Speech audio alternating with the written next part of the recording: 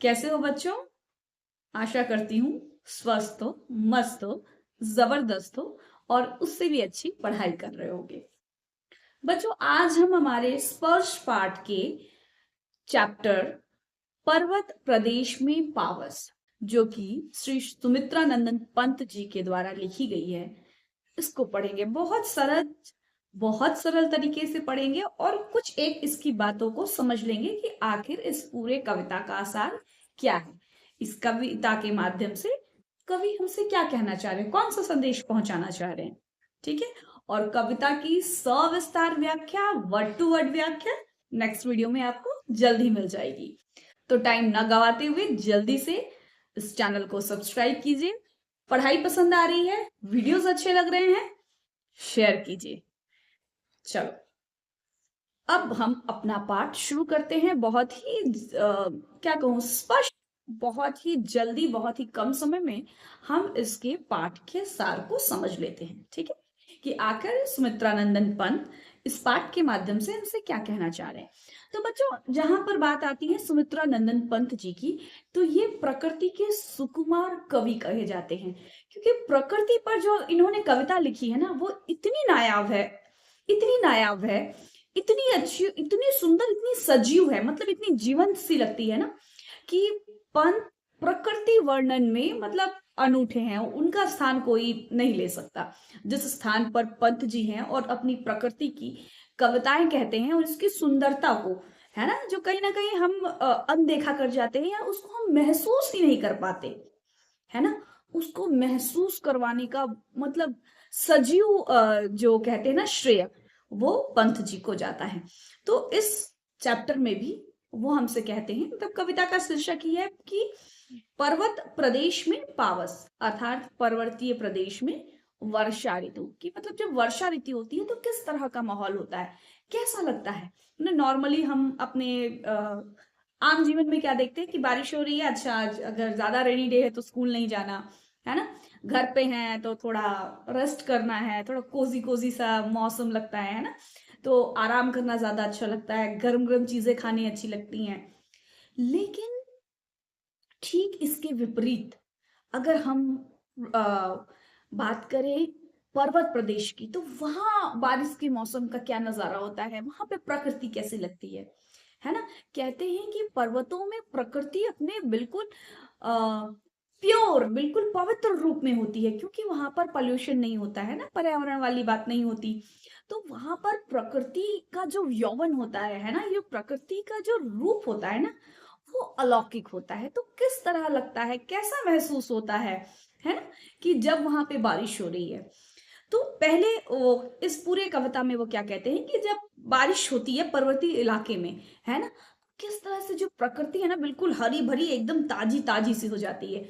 और पल पल प्रकृति में पर्वतीय प्रदेश में किस तरह पल पल जो मौसम है ना, वो परिवर्तित होता है।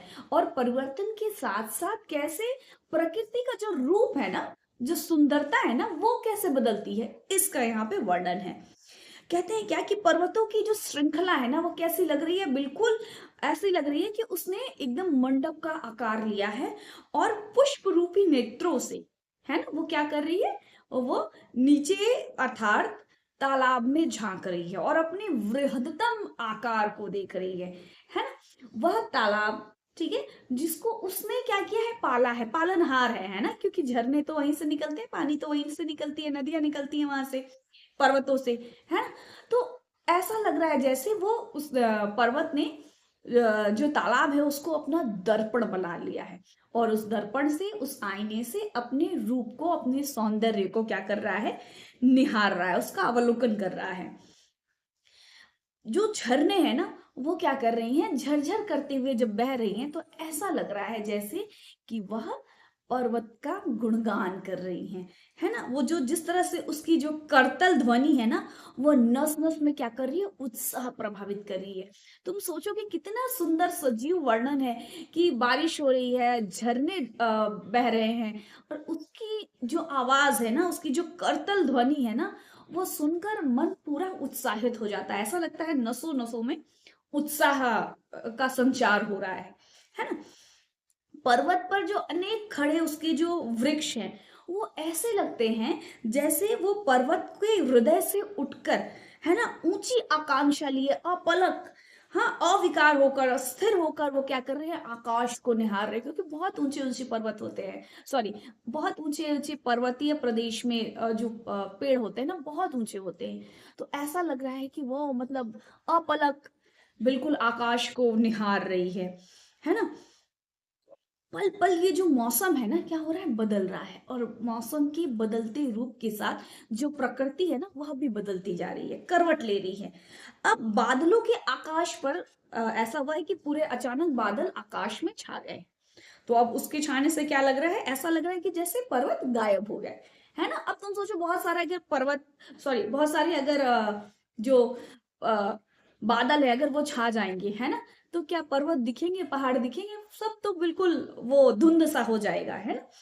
तो आकाश ऐसा लग रहा है जैसे आकाश टूटकर धरती पे आकर गिर गया है, क्योंकि दिख तो रह नहीं रहा है, पूरा धुंध सा मचा हुआ है ना। पूरे जो जो पूरा वातावरण है ना वो बिल्कुल बदल सा गया है, ऐसा लग रहा है मानो क्या हो गई है, तालाब में आग सी लग गई है। क्यों? क्योंकि उसमें से क्या उठ रहा है, धुंध उठ रहा है, बिल्कुल मतलब हेजी सा है, दिखाई नहीं दे रहा है, कुछ अंधेरा सा प्रतीत हो रहा है। तो ऐसा लग रहा है कि अब मतलब कि कुछ बिल्कुल स्पष्ट रूप से कुछ दिखाई नहीं दे रहा, सिवाय वो जो अ, तालाब है ना, वहां से ऐसा लग रहा है कि कुछ धुआं सा उठ रहा है, जैसे आग लग गई हो। इस रौद्र रूप को देखकर, मतलब इस तरह का जहां पे रूप है, अचानक सन्नाटा छा गया है, क्योंकि पूरा का पूरा जो बादल है उसने पर्वतों को पूरा घेर लिया है ना। तो अब इस प्रकृति के रौद्रतम रूप को देखकर जो शाल के वृक्ष हैं वो ऐसा लग रहा है जैसे डर से गए हैं, है ना, और डर कर क्या हुए हैं कि पृथ्वी में धंस गए हैं। इंद्र भी बादल रूपी विमान में सवार होकर, है ना, जो इंद्र महाराज हैं जो बारिश करवाते हैं, है ना, ऐसा लग रहा है कि बादल रूपी विमान में बैठकर इधर उधर अपने आकाश में अपना खेल दिखा रहे हैं और घूम रहे हैं, है ना, क्योंकि बारिश तो वहीं से होती है। तो बहुत सुंदर स्पष्ट शब्दों में इस कविता समाप्त होती है ना। तो अगर हम देखें छोटे तौर पर, बहुत अगर इन शॉर्ट पढ़ना चाहे तो प्रस्तुत कविता प्रकृति के सौंदर्यतम रूप को हमारे सामने प्रस्तुत करती है ना, जिसमें पल पल बदलते हुए प्रकृति के नजारे हमें देखने को मिलते हैं, और ऐसा प्रतीत होता है कि जैसे स्वयं हम वहां जाकर उसको निहार रहे हो, देख रहे हो। तो कविता यहीं पर समाप्त होती है। नेक्स्ट वीडियो में हम इस कविता के हर एक शब्द को, हर एक अर्थ को बहुत अच्छे से समझेंगे। तब तक के लिए स्वस्थ रहें, खुश रहें, और अगर वीडियो को शेयर नहीं किया तो शेयर कीजिए, चैनल को सब्सक्राइब नहीं किया तो कर लो भाई, अब नहीं तो कब करोगे, है ना। धन्यवाद।